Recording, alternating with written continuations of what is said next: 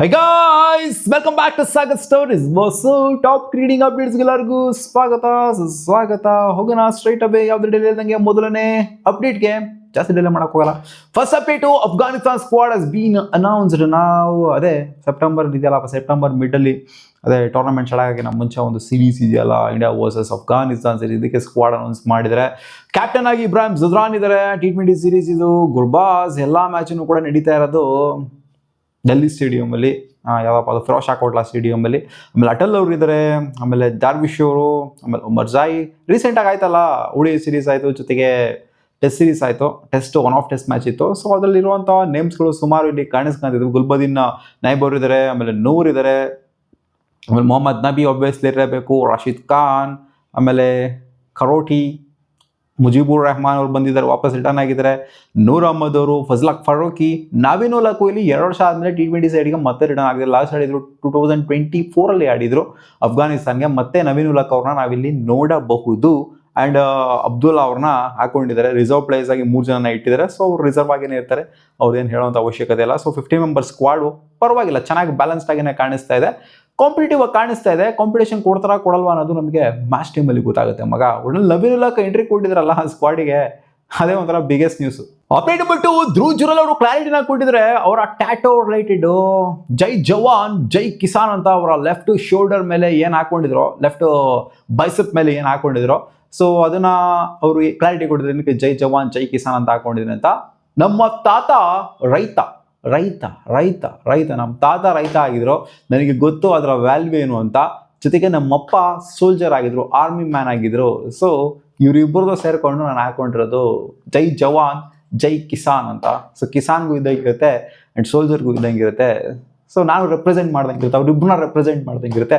So ಎಂಥ ಒಂದು mentality ನೋಡಿ ಇವರು. ಸೊ ಜೈ ಜವಾನ್ ಜೈ ಕಿಸಾನ್ ಅಂತ ನೋಡಿ. ಈ ಥರ ಯಾರೋ ಇವಾಗ ನೋಡಿ ಕ್ರಿಕೆಟರ್ಸ್ ಆಗಿರ್ಬೋದು ಅಥವಾ ಯಾರೇ ಒಂದು ಅಥ್ಲೀಟ್ ಆಗಿರ್ಬೋದು, ಯೂಶ್ವಲಿ ಈ ಥರ ರಿಟರ್ನ್ ಟ್ಯಾಟಸ್ಗಳನ್ನ ಹಾಕಿಸ್ಕೊಳ್ಳೋದಿಲ್ಲ, ರಿಟರ್ನ್ ಆಗಿ ಇರೋದಿಲ್ಲ. ಸೊ ಜೈ ಜವಾನ್ ಜೈ ಕಿಸಾನ್ ಅಂತ ಹಾಕಿಸ್ಕೊಂಡಿದ್ರೆ ಅಂತಂದ್ರೆ ಇವ್ರಿಗೆ ಅವ್ರ ತಾತ ಜೊತೆಗೆ ಅವ್ರಪ್ಪ ಎಷ್ಟು ಇಷ್ಟ ಅಂತ ಗೊತ್ತಾಗ್ತಾ ಇದೆ. ಅಪ್ಡೇಟ್ ನಂಬರ್ 4, ಏನಪ್ಪ ಇದು ಕತೆ? October 2 ಸ್ಟಾರ್ಟ್ ಆಗುತ್ತೆ, October 6 ಸ್ಟಾರ್ಟ್ ಆಗುತ್ತೆ ಅಂತ ಸ್ವಲ್ಪ ಅಪ್ಡೇಟ್ಗಳು ಬಂದಿತ್ತು. ಇವಾಗ October 2 ಸ್ಟಾರ್ಟ್ ಆಗುತ್ತೆ ODI ವರ್ಲ್ಡ್ ಕಪ್ 2027 ಅಂತ ಇವಾಗ ರೂಮರ್ಸ್ಗಳು, ರಿಪೋರ್ಟ್ಸ್ಗಳೆಲ್ಲ ಸ್ಪ್ರೆಡ್ ಆಗ್ತಿದೆ. ಜಸ್ಟ್ ಬಿಕಾಸ್ ಒಂಥರ ಮೆಮೊರೈಸ್ ಮಾಡ್ಕೊಳ್ಳೋದಕ್ಕೆ, ರೀಕಾಲ್ ಮಾಡ್ಕೊಳ್ಳೋದಕ್ಕೆ ಮಹಾತ್ಮ ಗಾಂಧೀಜಿ ಅವರನ್ನ ಅವತ್ತು ರಜೆ ಇರುತ್ತೆ, ಗೊತ್ತಿರೋದು ನಿಮ್ಗೆಲ್ಲರಿಗೂ. October 2 ಎಲ್ಲರಿಗೂ ಕೂಡ ರಜೆ ಇರುತ್ತೆ, ಗೌರ್ಮೆಂಟ್ ಹಾಲಿಡೇ ಕೂಡ ಇರುತ್ತೆ. ಆ್ಯಂಡ್ ವ್ಯೂವರ್ಶಿಪ್ ಅಂತ ಬಂದಾಗ ಒಳ್ಳೆ ಕಿಕ್ ಸ್ಟಾರ್ಟ್ ತಗೊಳ್ಳಿ ಅನ್ನೋ ಒಂದು ಆಯಾಮನೂ ಕೂಡ ಇರಬಹುದು. ಬರೀ ಇವ್ರನ್ನ ಮೆಮೊರೈಸ್ ಮಾಡ್ಕೊಳ್ಳೋದಕ್ಕೆ, ರೀಕಾಲ್ ಮಾಡ್ಕೊಳ್ಳೋದಕ್ಕೆ ಅಂತ ಹೇಳೋದಕ್ಕೆ ಆಗೋದಿಲ್ಲ. ಎಲ್ಲರಿಗೂ ರಜಾ ಇರುತ್ತೆ, ಮ್ಯಾಚ್ನ ನೋಡ್ತಾರೆ ಅನ್ನೋದು ಇರಬಹುದು. ಸೊ ಅದು ಬಿಟ್ಟು ನೋಡ್ತು ಅಂದ್ರೆ ಇಲ್ಲಿ ಏನೋ ಕಾಣಿಸ್ತಿಲ್ಲ. ಇನ್ನೇ ಮಹಾತ್ಮ ಗಾಂಧಿ ಕ್ರಿಕೆಟರ್ ಆಗಿರೋ ಅಲ್ಲಿ ಮೆಮೊರೈಸ್ ಮಾಡ್ಕೊಳ್ಳೋದಕ್ಕೆ, ರೀಕಾಲ್ ಮಾಡ್ಕೊಳ್ಳೋದಕ್ಕೆ. ನನಗೆ ಹೋಗಿದ್ದೀರ ಕಮೆಂಟ್ ಸೆಕ್ಷನಲ್ಲಿ ಗೊತ್ತು. ಸೊ ರಿಲೇಟಬಲ್ ಆಗಿರಬೇಕು, ಒಂದು ಸ್ವಲ್ಪ ನಾವು ಕ್ರಿಕೆಟಿಗೆ ರಿಲೇಟಬಲ್ ಆಗಿರಬೇಕು. ಸೊ ಇವ್ರು ಮಹಾತ್ಮ ಗಾಂಧೀಜಿಗೋಸ್ಕರ October 2 ಸ್ಟಾರ್ಟ್ ಮಾಡೋದು ಏನಿದೆ ಅಲ್ಲಿ ಟೂರ್ನಮೆಂಟ್ ಅಲ್ಲಿ ಬದನೆಕಾಯಿ. Update number 3, East zone versus north East zone match ನಡೀತಾ ಇದೆ. ನೋಡಿದ್ರೆ ಅಂತ ಅನ್ಕೊಂಡಿದ್ದೀನಿ, ಕಂಪ್ಲೀಟ್ ಆಗಿದೆ. ಈಸ್ಟ್ ಝೋನ್ ಅವರು ಅದ್ದೂರಿಯಾಗಿ ಮ್ಯಾಚ್ನ ಗೆದ್ದಿದ್ದಾರೆ, ಕ್ವಾರ್ಟರ್ ಫೈನಲ್ ಮ್ಯಾಚ್ನ. ಸೊ ಶಹಬಾಜ್ ಅಹಮದ್ ಅವರು ಕೊಟ್ಟಂತಹ ಕೊಡುಗೆ ಏನಿದೆ 167 ರನ್ಸ್, ಜೊತೆಗೆ 4 ವಿಕೆಟ್ ತೆಗೆದಿದೆಯಲ್ಲ. ಸೊ ಇದು ಸಿಕ್ಕಾಪಟ್ಟೆ ಕ್ರೂಷಿಯಲ್ ಆಯಿತು ಅವ್ರಿಗೆ ಗೆಲ್ಲೋದಕ್ಕೆ. ಜೊತೆಗೆ ವೈಭವ್ ಸೂರ್ಯವಂಶಿ ಆಡಿದಂಥ ಆಟ ಏನಿದೆ, ಅಂದರೆ ಅವ್ರು ಮಾಡಿದಂಥ ಬೌಲಿಂಗ್ ಏನಿದೆ, ಸೊ ಇನ್ನೇನು ಬಂದ್ಬಿಟ್ಟು ಅಲ್ಲಿ ಬಾಟಮಲ್ಲಿ ಬಂದ್ಬಿಟ್ಟು ಬೌಲಿಂಗ್ ಹಾಕಬೇಕಾಗಿತ್ತು. 2 ವಿಕೆಟ್ನ ಎತ್ತಿದ್ರು, ಒಂದೇ ಓವರ್ಲಿ 2 ವಿಕೆಟ್ನ ವೈಭವ್ ಸೂರ್ಯವಂಶಿ ಎತ್ಬಿಟ್ಟು ಮ್ಯಾಚ್ನಾಗ ಇರುವಲ್ಲ ಅವರು ಕೂಡ ಒಂದು ಸ್ವಲ್ಪ ಅಳಿಲು ಸೇವೆ ಅನ್ನೋದ ಮಾಡಿ ತೋರಿಸಿದ್ದಾರೆ. ಸೊ ನೆಗ್ಲಿಜಿಬಲ್ ಅಂತ ಅನ್ಬೋದು, ಬಟ್ ಆದರೂ ಗೆದ್ದಿದ್ದಾರೆ ಇವರು. ಈಸ್ಟ್ ಝೋನ್ ಅವರು. ಇನ್ನೂ ಒಂದು ಕಡೆ ದುಲೀಪ್ ಟ್ರೋಫಿಲಿ north zone versus west zone ಮ್ಯಾಚಲ್ಲಿ ವೆಸ್ಟ್ ಝೋನ್ ಗೆಲ್ಲೋ ಥರ ಕಾಣಿಸಿದೆ. ಮುಷೀರ್ ಖಾನ್ ಜೊತೆಗೆ ರುದ್ರಾಜ್ ಗಾಯಕ್ವಾಡ್ ಸಖತ್ತಾಗೇನೆ ಬ್ಯಾಟಿಂಗ್ ಆಡಿದ್ದಾರೆ. ನಾರ್ತ್ ಝೋನ್ ಅವರು ಸೋಲುವಂಥ ಎಲ್ಲ ಪಾಸಿಬಿಲಿಟಿ ಕಾಣಿಸಿದೆ, ಯಾಕಂದರೆ ಸೆಕೆಂಡ್ ಇನ್ನಿಂಗ್ಸಲ್ಲಿ ಕಮ್ ಬ್ಯಾಕ್ ಮಾಡಿದ್ರೆ ಇಲ್ಲಿ ವೆಸ್ಟ್ ಝೋನ್ ಅವರು. ನೋಡೋಣ ಏನಾಗುತ್ತೆ ಅಂತ, ಇನ್ನ ಕಂಪ್ಲೀಟ್ ಆಗಿಲ್ಲ ಮ್ಯಾಚ್ ಅದು. ಅಪ್ಡೇಟ್ ನಂಬರ್ 5, ಗೊತ್ತಿರೋದನ್ನೇ ಮ್ಯಾಟರ್ ಏನಾಗಿದೆ ಅಂತ. ಇವತ್ತಿನ ಮ್ಯಾಚಲ್ಲಿ ರಿಷಬ್ ಪಂತ್ ಅವರು ಆನ್ ಫೀಲ್ಡ್ ಬಂದಿಲ್ಲ, ಅವ್ರ ಜಾಗದಲ್ಲಿ ಧ್ರುವ್ ಜುರಲ್ ಅವರು ವಿಕೆಟ್ ಕೀಪಿಂಗ್ ಮಾಡ್ತಾ ಇದ್ದಾರೆ. ಸೊ ಮೇನ್ ವಿಕೆಟ್ ಕೀಪರ್ ಆಗಿದ್ದಂಥವ್ರು ಸೈಲೆಂಟ್ ಆಗಿದ್ದಾರೆ. ಏನಕ್ಕೆ ಅಂದರೆ ಅವ್ರ ಶೋಲ್ಡರ್ಗೆ ಸ್ವಲ್ಪ ಒಂದು ಇದೆಲ್ಲ ಹಾಕೊಂಡಿರೋದೆಲ್ಲ ನೋಡ್ತು ಅಂದರೆ, ಪಟ್ಟಿ ಗಿಟಿ ಎಲ್ಲ ಕಟ್ಕೊಂಡಿರೋದೆಲ್ಲ ನೋಡ್ತು ಅಂತ ಅಂದರೆ, ಐಸ್ ಬ್ಯಾಗ್ಸ್ ಎಲ್ಲ ಹಾಕೊಂಡಿರೋದು ನೋಡ್ತು ಅಂತಂದರೆ ಖಂಡಿತ ಸಿಕ್ಕಾಪಟ್ಟೆ ಹರ್ಟ್ ಆಗಿರೋದನ್ನೇ ಕಾಣಿಸ್ತಾ ಇದೆ. ಸೊ ರಿಪೀಟೆಡ್ ಇಂಜುರೀಸ್ಗಳಂತೂ ರಿಷಬ್ ಪಂತ್ಗೆ ಆಗ್ತಾ ಇದೆ. ಒಂದಾದ್ಮೇಲೆ ಒಂದು ಮನೆ ನೋಡ್ತು ಅಂದರೆ ಫೋರ್ ಆರ್ಮಿಗೆ ಬಿದ್ದಂಥದ್ದು, ಆಮೇಲೆ ಇವಾಗ ನೋಡ್ತು ಅಂದರೆ ಭುಜಕ್ಕೆ, ಶೋಲ್ಡರ್ಗೆ. ಸೊ ರಿಕವರ್ ಆಗಲಿ ಆದಷ್ಟು ಬೇಗ ಅಂತ ಹೇಳ್ಬೋದು ಅಷ್ಟೇ. ಇಂಜುರೀಸ್ ಅನ್ನೋದು ಬರ್ತಾ ಇರುತ್ತೆ ಪ್ಲೇಯರ್ಸ್ಗೆ, ಏನೂ ಮಾಡೋಕ್ಕಾಗಲ್ಲ. ಇಂಜುರೀಸ್ನ ತಡೆಯೋಕ್ಕಾಗತ್ತಾ? ಏನಾದ್ರು ಡ್ರಾಮಾ ಮಾಡ್ತಾ ಇದ್ದಾರೆ ಇಲ್ಲ ಅಲ್ವಾ? ಸೊ ಇವ್ರು ಹೇಳಿದ್ರು ಕೂಡ ಅಷ್ಟೇ, ಧ್ರುವ್ ಜುರಲ್ ಅವರು. ರಿಷಬ್ ಪಂತ್ ಅಂತಾರೆ ಯಾವ ಥರ ಅಂತಂದರೆ, ಯಂಗ್ಸ್ಟರ್ ಆಗಿದ್ರು ಸೀನಿಯರ್ ಕ್ರಿಕೆಟರ್ ಆಗೋಗ್ಬಿಟ್ಟಿದ್ರು ಅವ್ರು. ಆ ಥರ ಟೆಸ್ಟ್ ಕ್ರಿಕೆಟ್ ಅಂತ ಬಂದಾಗ ಸಿಕ್ಕಾಪಟ್ಟೆ ಎಕ್ಸ್ಪೀರಿಯನ್ಸ್ ಇದೆ, ಸಿಕ್ಕಾಪಟ್ಟೆ ಮಾಡಿದ್ರು ಐಡೆಂಟಿಟಿ ಸೈಡ್ಗೆ. ಸೊ ಅವ್ರ ಆಬ್ಸೆನ್ಸಲ್ಲಿ ನಾನು ಕರ್ತವ್ಯ ನಿಭಾಯಿಸ್ತೀನಿ ಗ್ರೌ ಅಂತ ಹೇಳಿದ್ರೆ ಅವರು ಕಾಯ್ತಾ ಇರ್ತದೆ ವಿಕೆಟ್ ಕೀಪಿಂಗ್ ನಂಗೆ ಸಿಗ್ಲಿ, ಗ್ಲೌಸ್ ಸಿಗ್ಲಿ ಅಂತ.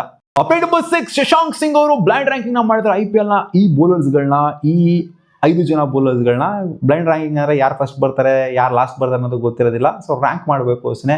ಅವ್ರು ರ್ಯಾಂಕ್ ಮಾಡೋದು ಬ್ಲೈಂಡ್ ರ್ಯಾಂಕಿಂಗಲ್ಲಿ ನಂಬರ್ 1 ಬುಮ್ರಾನ ಇಟ್ಟಿದ್ದಾರೆ, ನಂಬರ್ 2 ಸುನಿಲ್ ನಾರಾಯಣ ಇಟ್ಟಿದ್ದಾರೆ, ನಂಬರ್ 3 ಚಹಲ್ನ ಇಟ್ಟಿದ್ದಾರೆ, ನಂಬರ್ 4 ಭುವನೇಶ್ವರ್ ಕುಮಾರ್, ನಂಬರ್ 5 ರಶೀದ್ ಖಾನ್ನ ಇಟ್ಟಿದ್ದಾರೆ. ಸೊ ಸುಮಾರು ಜನ ಇದ್ರ ಜೊತೆಗೆ ಸಕಾಲಾಗಿ ಮ್ಯಾಚ್ ಮಾಡಿದರೆ ಟಾಪ್ 5 ಬೌಲರ್ಸ್ಗಳನ್ನ, ಟಾಪ್ 5 ಆಕ್ಟಿವ್ ಬೌಲರ್ಸ್ಗಳು, ಫಾಸ್ಟ್ ಬೌಲರ್ಸ್ ಬಿಟ್ಟು ಹಾಕ್ಬಿಡಿ, ಆಕ್ಟಿವ್ ಬೌಲರ್ಸ್ ಬಗ್ಗೆ ಮಾತಾಡ್ತಿರೋದು. ಸಿಕ್ಕಾಪಟ್ಟೆ ಲೆಜೆಂಡ್ಸ್ಗಳಿದ್ದಾರೆ IPL ಅಂತ ಬಂದಾಗ. ಗೊತ್ತಿಲ್ಲ, ಸ್ವಲ್ಪ ಜನ ಇಲ್ಲ ಇವರು ನರೇನ್ ಫಸ್ಟ್ ಹಾಕಬೇಕು IPL ಅಂತ ಬಂದಾಗ ನರೇನ್ ಮುಂದೆ ಇರ್ತಾರೆ ಅಂತ ಹೇಳ್ಬೋದು. ನನ್ನ ಪ್ರಕಾರ ನರೇನ್ ನಂಬರ್ 1 ಇಡಬೇಕು ಅಂತ ಹೇಳ್ತೀನಿ. ಯಾಕಂತಂದರೆ ಅಷ್ಟು ನಂಬರ್ ಆಫ್ ವಿಕೆಟ್ಸು, ಅಷ್ಟು ಇಂಪ್ಯಾಕ್ಟು. ಬುಮ್ರಾಗಿನ ಜಾಸ್ತಿ ಇಂಪ್ಯಾಕ್ಟ್ ಸುನಿಲ್ ನಾರಾಯಣ್ ಅವರು IPL ಅಲ್ಲಿ ಮಾಡಿದ್ರು ಅಂತ ನನ್ನ ಹಾನೆಸ್ಟ್ ಅಭಿಪ್ರಾಯ. ರಶೀದ್ ಖಾನ್ ಕೂಡ ಚೆನ್ನಾಗೇ ಇಂಪ್ಯಾಕ್ಟ್ ಮಾಡಿದರೆ, ಚಹಲ್ ಕೂಡ ಚೆನ್ನಾಗಿ ಇಂಪ್ಯಾಕ್ಟ್ ಮಾಡಿದರೆ. ಬುಮ್ರಾ ಸೆಕೆಂಡ್ ಇಡಲಿ. ನಂಬರ್ 3 ನಾನು ರಶೀದ್ ಖಾನ್ನ ಇಡ್ತೀನಿ, ನಂಬರ್ 4 ಯುಜುವೆಂದ್ರ ಚಹಲ್ನ ಇಡ್ತೀನಿ, ನಂಬರ್ 5 ನಾನು ಭುವನೇಶ್ವರ್ ಕುಮಾರ್ನ ಇಡ್ತೀನಿ. ಅಪ್ಡೇಟ್ ನಂಬರ್ 7 ಶಾಂಟೋ ಅವರು ಇನ್ನೊಂದು ಸ್ಟೇಟ್ಮೆಂಟ್ ಹಾಕಿಬಿಟ್ಟಿದ್ರೆ ಏನಾಯಿತು ಮ್ಯಾಚ್ ರೀಸೆಂಟಾಗಿ. ಸೊ ಅದ್ರ ರಿಲೇಟೆಡು 18 ವಿಕೆಟ್ಗಳು ನಾವು ನೋಡಿದ್ದೀವಿ. ನಾವು ಸಬ್ ಕಾಂಟಿನೆಂಟ್ ಕಂಡೀಷನ್ಸ್ ಎಲ್ಲ ಆಡ್ತಾ ಇರಬೇಕಾದ್ರೆ, ಅದು ಬಾಂಗ್ಲಾದೇಶಲ್ಲಿ ಆಗಿರಲಿ, ಸಬ್ ಕಾಂಟಿನೆಂಟ್ ನೇಷನ್ಸ್ಗಳಲ್ಲಿ ಆಡ್ತಾ ಇರಬೇಕಾದ್ರೆ 18 ವಿಕೆಟ್ ಒಂದು ದಿನ ಬೀಳೋದನ್ನು ನಾವು ನೋಡಿದ್ದೀವಿ. ಏನಿದನ್ನು ಹೊಸ್ತೇನಲ್ಲ, ಬಟ್ ಈ ಕಂಡೀಷನ್ಸು ಹೊಸ್ತಾಗಿದ್ರು ಕೂಡ ನಮಗೆ ಚಾಲೆಂಜಿಂಗ್ ಆಗಿತ್ತು. ಸೊ ಅದೇ ಥರ ಕಂಡೀಷನ್ಸ್ ನಾವು ನೋಡ್ದಂಗೆ ಇತ್ತು ಇಲ್ಲಿ ಆಸ್ಟ್ರೇಲಿಯಾ ನೆಲದಲ್ಲೂ ಕೂಡ. ಸೊ ನೀವು ಸಬ್ ಕಾಂಟಿನೆಂಟಲ್ಲಿ ಈ ಥರ ಅಕ್ಸೆಪ್ಟ್ ಮಾಡೋರು, ಸೊ ಇಲ್ಲೂ ಕೂಡ ಅಕ್ಸೆಪ್ಟ್ ಮಾಡಬೇಕಾಗತ್ತೆ.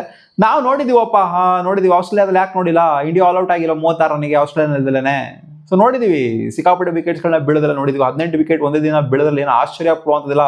ಆಸ್ಟ್ರೇಲಿಯಾ ನೆಲದಲ್ಲಿ ಏನು ಬಿದ್ದೇ ಇಲ್ಲ 18 ವಿಕೆಟ್ಸ್ಗಳು ಅನ್ನೋ ಥರ ಎಲ್ಲ ಏನಿಲ್ಲ. ಇವರೇ ಆಶ್ಚರ್ಯ ಬೀಳೋ ಥರ ಹೇಳ್ತಾ ಇದ್ರು ಅದನ್ನ ಅಷ್ಟೇ.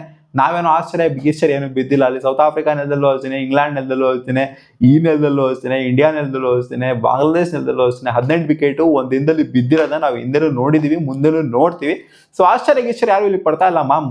ಇವ್ರಿಗೆ ಹೇಳ್ಬೇಕಲ್ಲ ಶಾಂಟೋಗೆ, ನಾವು ಆಶ್ಚರ್ಯ ಪಡ್ತಾ ಇಲ್ಲ ಅಂಡ್ ಆಕ್ಸೆಪ್ಟ್ ಕೂಡ ಮಾಡಿದ್ದೀವಿ. ನೆಟ್ಗಾಡಿಲ್ಲ ಸೆಕೆಂಡ್ ಟೆಸ್ಟ್ ಮ್ಯಾಚು ಅಂತ. ಅಪ್ಡೇಟ್ ನಂಬರ್ 8 ಟೆಸ್ಟ್ ಮ್ಯಾಚ್ ಇಂದ ರಿಮೂವ್ ಮಾಡಿದ್ರಂತಪ್ಪ ಸ್ಕ್ವಾಡ್ ಇಂದ. ಬ್ರಾಡಿನ್ ಕಾಸ್ ಅವ್ರನ್ನ ರಿಮೂವ್ ಮಾಡಿದರೆ. Has been removed from England squad for the second test against Pakistan amid an ongoing investigation. So ಗೊತ್ತಿರೋದೆ ನಿಮಗೆ, ರೀಸೆಂಟಾಗೆ ಅಂದರೆ ರಿಟೈರ್ಮೆಂಟ್ಗಿಂತ ಮುಂಚೆ ಬೆನ್ ಸ್ಟೋಕ್ಸ್ ಅವ್ರನ್ನೂ ಕೂಡ ಆನ್ಗೋಯಿಂಗ್ ಇನ್ವೆಸ್ಟಿಗೇಷನ್ ಅಂತ ಅವ್ರನ್ನ ಸ್ಕ್ವಾಡಿಂದ ಎತ್ತಾಕ್ಬಿಟ್ಟು, ಕ್ಯಾಪ್ಟನ್ಸಿಂದನೂ ಎತ್ತಾಕ್ಬಿಟ್ಟು ಎಲ್ಲ ರಿಮೂವ್ ಮಾಡ್ಬಿಟ್ಟು ಈಚೆ ಕಡೆ ಕಳಿಸಿದ್ರು. ಸೊ ಇವಾಗ ಪಾಕಿಸ್ತಾನ ಅಗೇನ್ಸ್ಟ್ ಸೀರೀಸ್ ಕೂಡ ನಡೀತಾ ಇದೆ. ಸೊ ಏನೋ ಒಂದು ಸ್ವಲ್ಪ ಸೀನ್ ಆಗಿದೆ ಇವ್ರದ್ದು ಪರ್ಸ್ನಲ್ ಲೈಫಲ್ಲಿ. ಸೊ ಅದನ್ನು ಎತ್ಕೊಂಡು ಇನ್ವೆಸ್ಟಿಗೇಷನ್ ಮಾಡ್ತಾ ಇದ್ದಾರೆ ECB ಅವರು. ಸೊ ಆ ಇನ್ವೆಸ್ಟಿಗೇಷನ್ ಆನ್ ಗೋಯಿಂಗ್ ಇರೋದ್ರಿಂದ ಸೊ ಇವ್ರನ್ನ ಸ್ಕ್ವಾಡಿಂದನೇ ಸೈಲೆಂಟ್ ಮಾಡಿಲ್ಲ, ಕೂಡಿಸಿಲ್ಲ ಡಗೌಟಲ್ಲಿ, ಸ್ಕ್ವಾಡಿಂದನೇ ಎತ್ಬಿಟ್ಟು ಈಚೆ ಕಡೆ ಹಾಕ್ಬಿಟ್ಟಿದ್ರೆ. ಇನ್ವೆಸ್ಟಿಗೇಷನ್ ಮುಗಿಯೋವರೆಗೂ ನೀನು ಆಡಂಗಿಲ್ಲ, ನೀನು ಸ್ಕ್ವಾಡಲ್ಲೇ ಇರಂಗಿಲ್ಲ ಅಂತ ಬೆನ್ ಸ್ಟೋಕ್ಸ್ ಅವರು ವಾಪಸ್ ಬಂದ್ಬಿಟ್ಟು ಅವ್ರು ರಿಟೈರ್ಮೆಂಟ್ನೇ ಕೊಟ್ಬಿಟ್ರು. ಸೊ ಇವ್ರು ಈ ಥರ ಎಲ್ಲ ಮಾಡೋದು ನೋಡ್ತಾನೆ ಒಂದು ಸ್ವಲ್ಪ ಚಿಕ್ಕ ವಿಚಾರಕ್ಕೂ ಈ ಥರ ಎಲ್ಲ ಮಾಡೋದು ನೋಡ್ತು ಅಂದರೆ ಸಿವಿಯರ್ ಅನ್ಸುತ್ತೆ. ಇವರು ಪಾಪ ಅನ್ಸುತ್ತೆ ಪ್ಲೇಯರ್ಗಳು ನೋಡ್ತು ಅಂದರೆ. ಬೆನ್ ಸ್ಟೋಕ್ಸ್ ತಲೆ ಕೆಟ್ಬಿಟ್ಟು ರಿಟೈರ್ಮೆಂಟೇ ಕೊಟ್ಬಿಟ್ರು, ನನ್ನ ಮಕ್ಕಳ ಜಾಸ್ತಿ ಆಡ್ತೀರಾ ನೀವು ಅಂತ. ಅಪೇಟ್ ಬಂದ ಸರ್ಫ್ರಾಜ್ ಖಾನ್ ಅವರು ಯಾವ ಥರ ಸ್ಲೆಡ್ಜ್ ಮಾಡಿದ್ರು ಡೆಸಿಲ್ವಾ ಅವ್ರಿಗೆ ಅಂತ ನೋಡಿದ್ರು ಅಂತ ಅನ್ಕೊಂಡಿದ್ದೀನಿ ಮ್ಯಾಚಲ್ಲಿ. ಸೊ ಹೌದು, ಇವತ್ತು ಸರ್ಫ್ರಾಜ್ ಖಾನ್ ಹೌದು ಡಿಕ್ವಾಲ ಅವ್ರಿಗೆ ಸ್ಲೆಡ್ಜ್ ಲೈಟಾಗಿ ಒಂಥರ ಏನೋ ಫನಿ ವೇಲ್ ಸ್ಲೆಡ್ಜ್ ಮಾಡೋದು ಬೇರೆ, ಇನ್ನೇ ಹೆಲ್ದಿ ವೇಲ್ ಸ್ಲೆಡ್ಜ್ ಮಾಡೋದು ಬೇರೆ, ರೊಚ್ಚಿಗೆ ಎದ್ಬಿಟ್ಟು ಆರೋಗೆಂಟ್ ವೇಲ್ ಸ್ಲೆಡ್ಜ್ ಮಾಡೋದು ಬೇರೆ, ಬಯೋದು ಬೇರೆ, ಗುದಕ್ಕೆ ಹೋಗೋದು ಬೇರೆ, ಅದೆಲ್ಲ ಬೇರೆ. ಸೊ ಇವರು ಫನಿ ವೇಲಿ. ಜೈಸ್ವಾಲ್ ಫಸ್ಟ್ ಮ್ಯಾಚು ಡಿಕ್ವಾಲ ಅವ್ರಿಗೆ ಮಾಡಿದ್ದು ಅದು ಫನಿ ವೇ. ಸೊ ಇದು ಕೂಡ ಫನಿ ವೇನೆ. ಇವ್ರು ಹೇಳಿದ್ರೆ ಏನಂದ್ರೆ, come on bro, you are wasting time, ಹೊಡಿ ಗುರು, don't be scared, you are a captain, ನೀನು ಕ್ಯಾಪ್ಟನ್ ಗುರು, ನೀನು ಹೊಡಿಬೇಕು ಗುರು, ನೀನು ಆಗಲ್ಲ, ನೀನು ಹಿಂಗಿದ್ರೆ ಹಿಂಗೆ ಆಡಿದ್ರೆ ಆಗಲ್ಲ ಅಂತ ಸ್ವಲ್ಪ ಟ್ರಿಗರ್ ಮಾಡಿದ್ರು ಅವ್ರಿಗೆ. ಅದು ಹೇಳ್ತಾ ಇದ್ದಂಗೆ ನೆಕ್ಸ್ಟ್ 2 ಬಾಲ್ಗೆ ಔಟ್ ಆಗೋಗ್ಬಿಡ್ತಾರೆ ಅವರು ಡಿಸಿಲ್ವಾ ಅವರು. ಸೊ ಈ ದಿಕ್ವಾಲ ಅವ್ರನ್ನು ಕೂಡ ಔಟ್ ಆದರು, ಇವರು ಕೂಡ ಔಟ್ ಆದರು. ಸೊ ಶ್ರೀಲಂಕನ್ ಪ್ಲೇಸಿಗೆ ಸ್ವಲ್ಪ ಮಟ್ಟಿಗೆ ಒಂದು ಸ್ವಲ್ಪ ಚುರುಕು ಮುಟ್ಟಿಸ್ಬೇಕು, ಸ್ವಲ್ಪ ಬಿಸಿ ಮುಟ್ಟಿದ್ರೆ ಸಾಕು. ಅಂದರೆ ಸ್ವಲ್ಪ ಏನಾದ್ರು ಸ್ವಲ್ಪ ಟ್ರಿಗರ್ ಮಾಡತ್ತಾರ, ಲೈಟಾಗಿ ಏನಾದ್ರು ಕಾನ್ವರ್ಸೇಷನ್ ಮಾಡತ್ತಾರೆ, ಏನೋ ಮಾಡ್ತು ಅಂತಂದರೆ ಡಿಸ್ಟ್ರಾಕ್ಟ್ ಈಸಿಯಾಗಿ ಆಗ್ತಾ ಇದ್ದಾರೆ ಅಂತ ಇದು ಎವಿಡೆಂಟಾಗಿ ಕಾಣಿಸ್ತಾ ಇದೆ. ಮತ್ತೆ ಸಿಗುವ ಮುಂದಿನ ವಿಡಿಯೋದಲ್ಲಿ ಗಾಯ್ಸ್ ಇಷ್ಟು ಆಗಿರೋ ಕ್ರಿಕೆಟಿಂಗ್ ಅಪ್ಡೇಟ್ಸ್. ನಿಮಗೆ ವಿಡಿಯೋ ಸ್ವಲ್ಪ ಏನಾದರೂ ಇಷ್ಟ ಆಗಿದೆ ಲೈಕ್ ಮಾಡಿ ಮ್ಯಾಮ್.